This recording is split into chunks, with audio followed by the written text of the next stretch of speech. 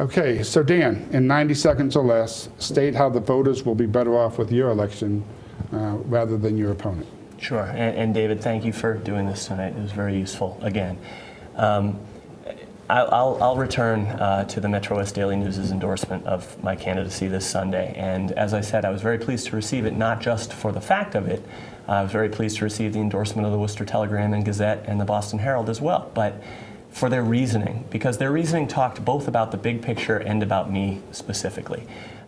Big picture is we're in a situation in this state of our own making, and it stems directly from the fact that our legislature is dominated by one party, and it doesn't matter which party it is. I've said time after time that I think if we had 141 Republicans in our legislature and only 19 Democrats, we'd have the same kind of nonsense going on. It's not a partisan issue. It's just a matter of good government. When all control, total control, is in the hands of one party, you get the kind of nonsense we have going on. You get government behind closed doors. You get a budget surplus of $1 billion spent within a few months into a budget deficit of over $1 billion. I represent a step in the right direction there.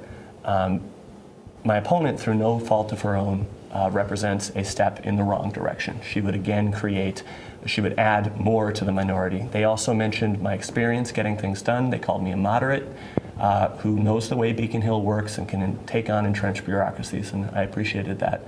I asked for your vote. Thank you very much. Thank you, Dan. Carolyn, same question. How will the voters be better off with your election over your opponent? Thank you, David, and thank you also for hosting tonight.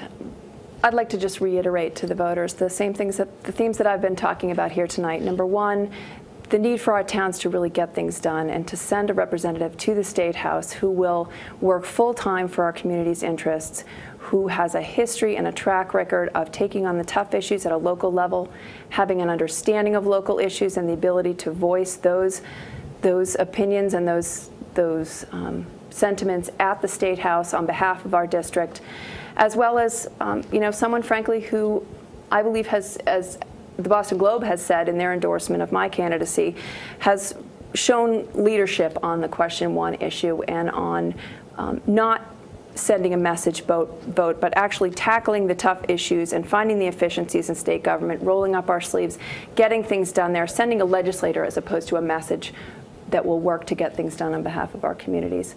So I would appreciate the support of the voters in Hopkinton on November 4th. And again, thank you, David and HopNews, for a great forum here tonight and discussing these very important issues to the voters. Thank you, Carolyn. Thank you, Dan.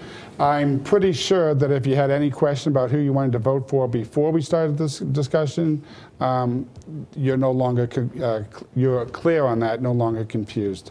I want to take the opportunity to thank HopNews.com and the people here at HCAM for their support in this and for the dedication of resources. 7 days. There are 7 days left.